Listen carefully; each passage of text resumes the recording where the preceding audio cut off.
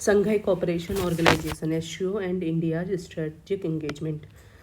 देखो, Shanghai cooperation organisation heads of government meeting was attended by India, Pakistan, China, Russia and 6 other members. ठीक है। External affair minister S J Shankar visited Islamabad, making the first high level visit from India to Pakistan in last 9 years.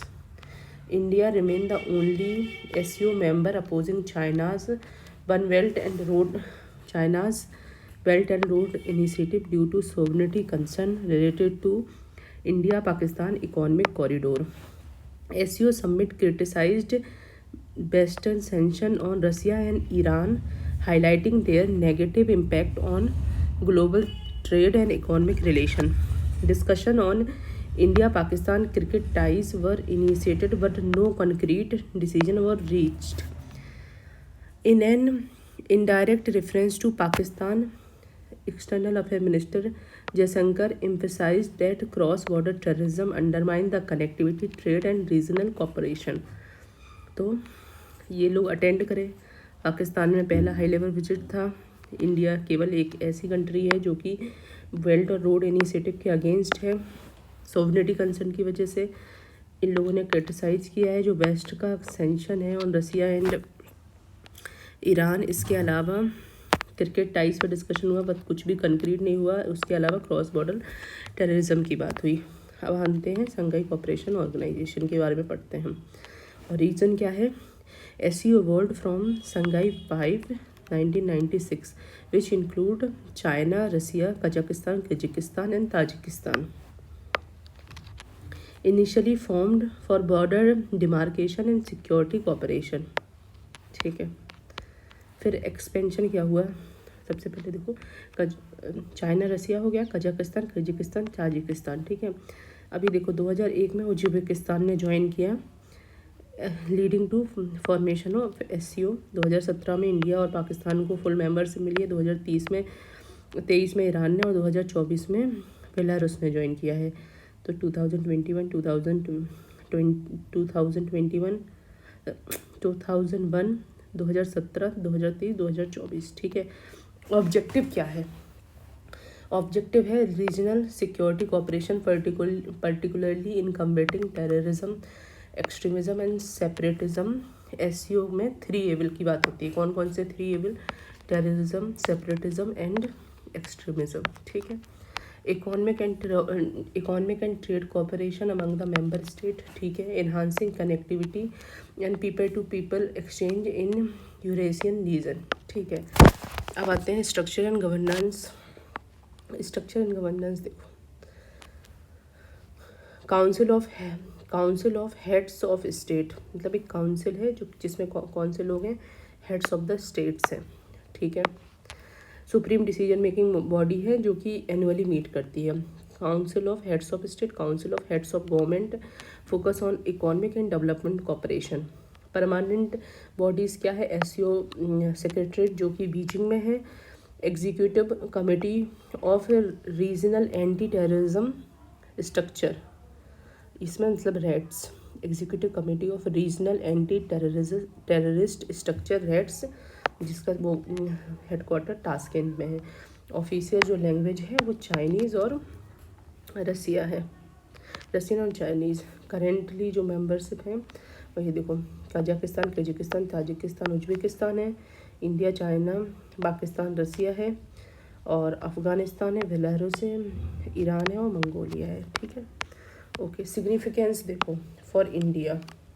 पहले देखो, पहला significance है regional security and counter terrorism. ठीक है। क्योंकि 2 है ना, एक तो है SCO सेक्रेटरीट है, दूसरा रेड्स है, executive committee of regional anti terrorist structure.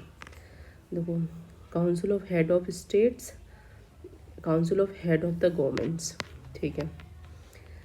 पहले तो regional security and counter terrorism provide कराएगा। टेररिज्म एंड एक्सट्रीमिज्म रिमेन्स की security threat, specially with Pakistan presence in SCO. Reds mechanism help in intelligence sharing and counter-terrorism cooperation. Provide a platform to engage with Central Asian nations on security issue. Economic and energy cooperation में देखिए, enhance India's access to Central Asian market, strengthening trade and investment opportunities. SCO energy club offer India potential collaboration in oil, gas and renewables. India aim to connect with Eurasian economy through in international north-south transport corridor and Chabahar port in Iran. ठीक है, अब आते हैं geopolitical balancing. Countering China's influence. India uses the SCO to balance China's dominance in Central Asia. Countering China's influence.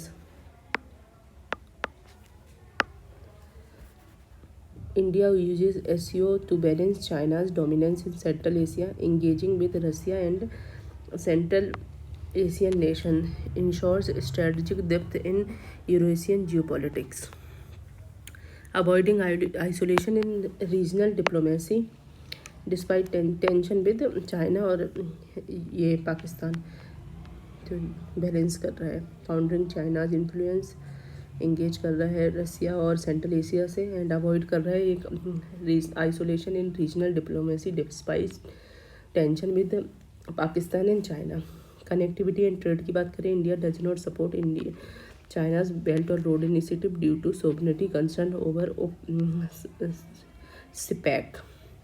Focus on alternate connectivity project जैसे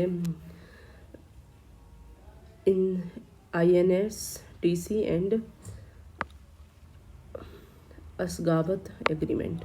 असगावत agreement मतलब क्या है? International north south transit corridor. ठीक है, अब आते हैं तो हम देखते हैं कि सिग्निफिकेंस क्या है। तो regional security and counter terrorism वाली बात हो गई, इकोनॉमिक एंड एनर्जी का ऑपरेशन होगा, जियोपॉलिटिकल बैलेंस हो रहा है, कनेक्टिविटी एंड ट्रेड वगैरह हो रहा है। ठीक है, अब आते हैं चैलेंजेस क्या है। चैलेंजेस है China Pakistan axis. China and Pakistan close tie influence SCO decision making offer limiting India's leverage. Joint SCO communique support. Joint SCO communique support Belt and Road Initiative isolating India's on connectivity discussion. Security and economic priorities में देखा जाए, while SU focus on security, India seeks greater economic cooperation. SCO-led project often align with China's economic priorities, highlighting the India's trade interest. ठीक है, geopolitical tensions क्या है? India-China border tension, Taiwan clashes hinder constructive engagement within the SCO. Pakistan role in fostering cross-border terrorism remain a key friction point. Western skepticism and strategic autonomy. India's participation in SCO is viewed cautiously by Western allies जैसे USA, European Union and Quad nation. Balancing SCO engagement with Indo Pacific partnership is a diplomatic challenge. Way forward क्या है? Enhance करना है में security cooperation, utilise RATS for counter terrorism operation and intelligence sharing. Strengthen करना है strategic engagement with Central Asian nation to counter balance Pakistan. Expanding economic and energy ties, increase bilateral trade with Central Asia nation through Chabahar Port and INSTC. Advocate for non-BRI connectivity project within the SCO framework. ठीक है, strategic diplomacy with China and Pakistan. Maintain a strong but cautious diplomatic approach within the SCO. Engage selectively on economic and trade discussion by resisting China's led security initiative. Leveraging Russia influence. Russia being a key partner in SCO can act as a bridge between India and Central Asia. Deepening India-Russia energy and defense cooperation within SCO framework. Balancing SCO with Indo-Pacific engagement.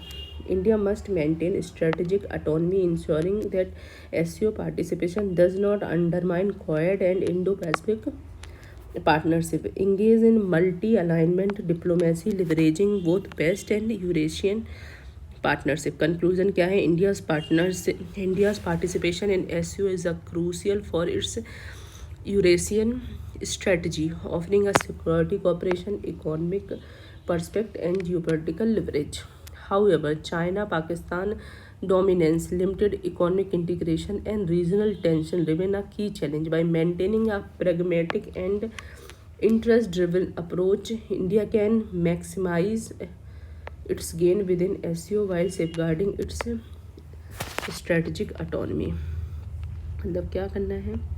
Security वाली बात को enhance करना है, economic, trade और energy ties, मतलब हमें central Asia से अपना टाइज स्ट्रॉन्ग करना है, strategic diplomacy with Pakistan and China, हमें रसिया के रोल को रिप्रेस करना है, और हमें बैलेंस करना है SCO with Indo Pacific engagement. ठीक है, अब आते हैं G20 Rio de Janeiro summit 2024 की takeaway. 18th G20 was held in Rio de Janeiro, Brazil, under the theme of building a just world and sustainable planet. This was the first summit where African Union participated as a full member, making the G20 a more inclusive global platform. About G20 Rio de Janeiro summit host किसने किया? Brazil ने।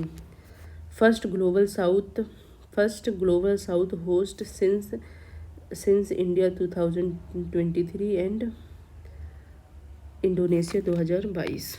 ठीक है, troika क्या है? Brazil, India, South Africa है, all from the Global South and member of IBCA and BRICS. ठीक है, नेक्स्ट समिट हमारा इधर साउथ अफ्रीका में होना वाली है। ग्लोबल कंटेक्स्ट में देखा जाए, the summit occurred amid global economic instability, climate crisis, rising protectionism and geopolitical tensions. ठीक है, key outcomes of G20 summit क्या है? Social inclusion and fight against hunger and poverty, global alliance against hunger and poverty, aim to enhance global effort to eradicate hunger and poverty. Target क्या है?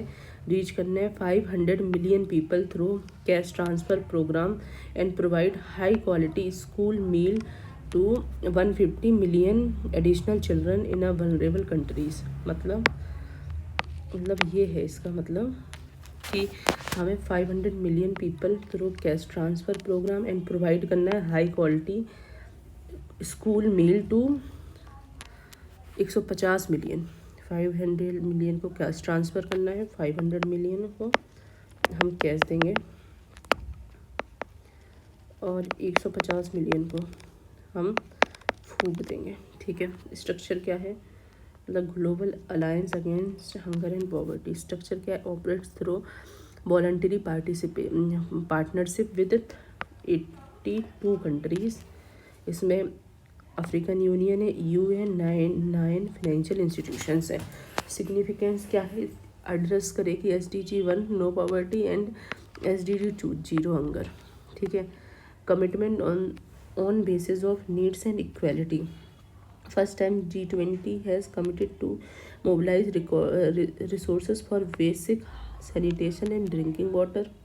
ठीक है, combating racism and promoting racial equality and reducing inequalities, aligning SDG 10 reduce inequalities। ठीक है, अब आते हैं sustainable development पे। सस्टेनेबल डेवलपमेंट, अच्छा पहला तो है तुम्हारा social inclusion and fight against hunger and poverty. इसमें क्या कर रहे हैं? Global alliance against hunger and poverty बना रहे हैं। ठीक है, और इसमें क्या कर रहे हैं कि commitment on basic needs and equality. अच्छा बेसिक है, बेसिक नीड्स मतलब सैनिटेशन और ये रेसिज्म और प्रमोट रेशियल इक्वालिटी को प्रमोट करना है, रिड्यूस करना है हमें इनइक्वालिटीज़। ठीक है, सोशल इंक्लूजन में ये इक्वालिटी वाला कॉन्सेप्ट आ जाएगा, fight against hunger and poverty. अब दूसरा क्या है? सस्टेनेबल डेवलपमेंट सीख है climate change and energy transition. Task force on global mobilisation against climate change, ठीक है। Aim to identify and address structural barrier to mobilise private capital to climate action specially in developing country. मतलब क्यों mobilise नहीं हो रही है हम लोग, इसके लिए वो आइडेंटिफाई करेगा और एड्रेस करेगा स्ट्रक्चरल बैरियर जो कि प्रॉब्लम हो रही है to mobilise private capital for climate action specially in developing nations, support clean energy transition and climate resilience aligned with Paris Agreement and COP30। हाँ, पेरिस कर नहीं पाए, ये करेंगे, ठीक है। Task force on a global mobilisation against climate change, climate finance committee बना रहे, कमिटमेंट्स, ठीक है। मोबिलाइजेशन देखो, task force on global mobilisation against climate change, task force TF on global mobilisation against climate change, ठीक है। Climate finance commitment, G20 reaffirm commitment to mobilise 100 billion annually for developing nation as per COP agreement, ठीक है। Push for reforming international financial institutions, इनको reform करने की ज़रूरत है, किसको, IMF, World Bank, to enhance climate finance. तो हमने दूसरा क्या किया, sustainable development, climate action, energy. पहला था इंक्लूसिवनेस आना है, social inclusion and fight against hunger and poverty. अब हम तीसरे की बात करेंगे, reform of global governance institution.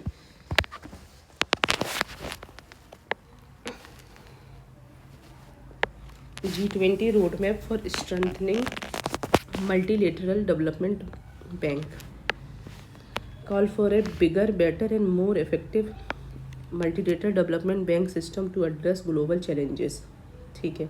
Push for more representation for Global South in IMF, World Bank and World Trade Organisation. UN Security Council में reform होने चाहिए, ठीक है। ग्लोबल गवर्नेंस पे भी बात कर रहे हैं। Renewed demand for reform to increase representation in developing nation, India reiterates its claim for a permanent seat in UNSC, ठीक है। अभी आते taxation of billionaires and global wealth redistribution, first ever G20 discussion on taxing the super rich. Goal क्या है, ensure करना है ultra high net worth individual are effectively taxed, उनसे पैसा लेना है। चैलेंजेस क्या है, major economies like US, Germany और Argentina opposes wealth tax causing policy fragmentation, ठीक है। तो पहले तो उनने पॉवर्टी वगैरह पे बात करी, एनवायरनमेंट पे बात कर ली, ग्लोबल गवर्नेंस पे बात कर ली। अब taxation of billionaires and global wealth distribution. अब आते हैं geopolitical development and diplomatic challenge, absence of key leaders, Russian president Vladimir Putin and Saudi crown prince Mohammed bin Salman skip the summit highlighting the divisions within G20. Argentina's new government opposed sustainable development and social spreading, further fragmenting the group. South-South cooperation strengthened with Brazil, India, South Africa in the trio. Global South priorities gained momentum. अभी आते हैं challenges और criticism क्या है G20 का है। सबसे पहले है representational inequality. Despite the European Union's inclusion, reluctance to rename G20 as G21 highlight resistance to equitable global representation. G7 still dominates, representing 13% of global population but controlling 59% of IMF World Bank voting right, ठीक है। Representation की दिक्कत आ रही है, diplomatic fragmentation and policy dialogue, ठीक है। Deep ideological and economic division among the G20 members. For example देखो, US versus Russia, west economies versus Global South, disagreement on issues like wealth tax on billionaires, trade protectionism and supply chain disruption, lack of action on climate change. Despite COP30 alignment, no new commitment beyond existing climate agreement. Continued dependency on fossil fuel in many G20 country remains a challenge. Structural and operational weaknesses की बात करें तो non-binding nature of G20 decision, reduce enforceability, no formal character or permanent secretariat limiting the institutional accountability. Com- Competition for other international organization, rise of BRICS plus with new member like Saudi Arabia, UAE, Iran, Egypt, Ethiopia challenges G20 influence. Shanghai Cooperation Organization and UN initiative offer a alternative global governance platform. अभी हम आते हैं वे forward क्या है. देखो इसमें क्या हो रहा है. सबसे पहले रिप्रेजेंटेशन की दिक्कत आ रही है, पॉलिसी डेडलॉक वगैरह क्रिएट होगा, क्लाइमेट पे लोग ज़्यादा एक्शन वगैरह ले नहीं रहे हैं, स्ट्रक्चरल एंड ऑपरेशनल वीकनेसेस आ रही हैं, कंपटीशन आ रहा है अदर इंटरनेशनल ऑर्गेनाइजेशन से. अब आते हैं वे फॉरवर्ड. इनको सबसे पहले एक परमानेंट सेक्रेटरीट दो. Establishing research and policy secretariat to ensure continuity of agenda across different presidencies, clear division of responsibilities. G20 and G7. G20 focus on economic issue, trade, financial stability and climate action, और G70 should focus on geopolitical crisis and security challenges. Empowering middle income nations, countries like India, Brazil, South Africa, Indonesia should take an active diplomatic role in shaping policies. Accountability mechanism, annual tracking of commitment with public performance review, strengthening global south priorities, ensuring inclusive economic growth and equitable global governance. India's role in G20, implications and opportunities, leadership in global south. India, as part of TRIOCA, strengthening the voice of developing nations, advocated for sustainable development and inclusive economic growth, pushed for UN Security Council reform. India reiterated its demand for permanent seat at UN Security Council, leveraging its global leadership, strengthening diplomacy, balanced relation with the West and global south by supporting multilateral reform while maintaining economic partnership, focus on digital and financial inclusion, promoted digital public infrastructure DPI for financial inclusion and governance reform. Challenges क्या हैं. G20 Rio Summit 2024 reinforced the need for more inclusive global governance, focus on poverty eradication, climate action and economic stability. G20 जो है इसका more inclusive global governance समझ आ रहा है, poverty eradication, climate change and economic stability. However, geopolitical tension, policy disagreement and structural limitation continue to hinder G20 effectiveness. ठीक है. For India, this summit was an opportunity to assert its leadership in global south, strengthening economic diplomacy and push for multilateral reform. To remain relevant, G20 must evolve into an accountable, action-oriented platform that truly address the diverse need of a rapidly changing world. मतलब to remain relevant, G20 must evolve into accountable, action-oriented platform that truly address the diverse need of rapidly changing world. अब आते हैं BIMSTEC. Charter come into force, a milestone for regional cooperation. Bay of Bengal initiative for multi-sectoral technical and economic cooperation. Charter officially come into force on 20 May 2024, making a significant milestone in regional grouping evolution. ठीक है. अब आते हैं BIMSTEC. BIMSTEC में कौन कौन सी countries हैं, ये हैं. देखो, इंडिया है, नेपाल है, बांग्लादेश है, म्यांमार है, थाईलैंड है, और इधर से हमारी श्रीलंका भी है. ठीक है. देखो about BIMSTEC is a regional organisation comprising 7 member. वो साउथ एशिया से क्या है, बांग्लादेश है, भूटान, नेपाल, इंडिया, श्रीलंका, इससे म्यांमार और थाईलैंड. की फैक्ट इस्टेब्लिश हुआ था 1997 में बैंकॉक डिक्लेरेशन से, ठीक है। Population 1.5 billion to 22% of global population. Combined GDP है 3.8 ट्रिलियन का। इवोल्यूशन ऑफ बिम्स्टेक, देखो बैंकॉक डिक्लेरेशन से इस्टेब्लिश हुआ था 1997, established as BISTEC. BISTEC Bangladesh, India, Sri Lanka, Thailand economic cooperation, ठीक है। 1997 में ये ऐसे 1997 में अमेरिका ये जो म्यांमार ने ज्वाइन किया, इसलिए इसको बिम्स्टेक हो गया ये। 2024 में Nepal and Bhutan joints renamed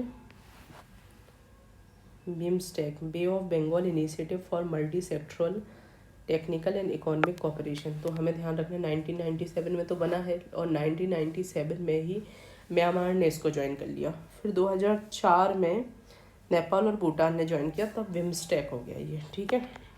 की feature of BIMSTEC chapter, legal recognition, grant BIMSTEC an official legal identity, enabling it to engage with international organizations, इनको लीगल रिकॉग्निशन मिला। Structured governance, institutionalise meeting at summit ministerial and senior official level. Summit होगा ministerial level पे भी आप मिल सकते हो and senior official levels पे भी मिल सकते हो। Sectoral leadership, each member state lead to specific sector. जैसे कि देखो जो बांग्लादेश है ये ट्रेड, इन्वेस्टमेंट एंड डेवलपमेंट पे फोकस करेगा, भूटान एनवायरनमेंट क्लाइमेट चेंज पे, इंडिया सिक्योरिटी एंड एनर्जी पे, ठीक है। देखो भूटान तो क्लाइमेट पे, ट्रेड, इन्वेस्टमेंट, डेवलपमेंट पे, ये मेघालय, ये जो म्यांमार है ये फूड सिक्योरिटी एग्रीकल्चर पे, Nepal people to people connectivity पे, Sri Lanka science technology and innovation पे, थाईलैंड कनेक्टिविटी पे, ठीक है। गवर्नेंस बन गई, देखो लीगल रिकॉग्निशन, गवर्नेंस बन गई, सेक्टोरल फोकस हो गया इंडिया का सिक्योरिटी एंड एनर्जी पे। देखो Bangladesh trade, investment, development, Bhutan environment and climate change, India security and energy, Myanmar agriculture and food security, Nepal people to people connectivity, Sri Lanka science technology and innovation और Thailand connectivity. Expansion scope, allow for future membership and observer status, ठीक है। Significance of BIMSTEC for India,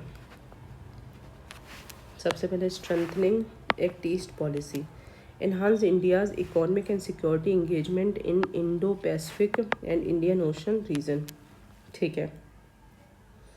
Bridge South Asia and Southeast Asia, providing an alternative to China's Belt and Road initiatives, ठीक है।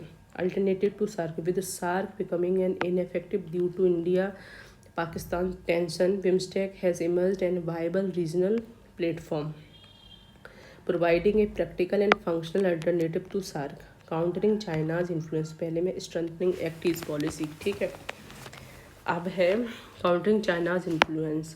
China's BRI has expanded into South Asia and South East Asia, challenging India's regional influence. BIMSTEC allow India to balance China's growing presence through infrastructure, connectivity and trade, regional cooperation and security, promote intelligence sharing and counter-terrorism cooperation, support humanitarian assistance and disaster relief, ठीक है।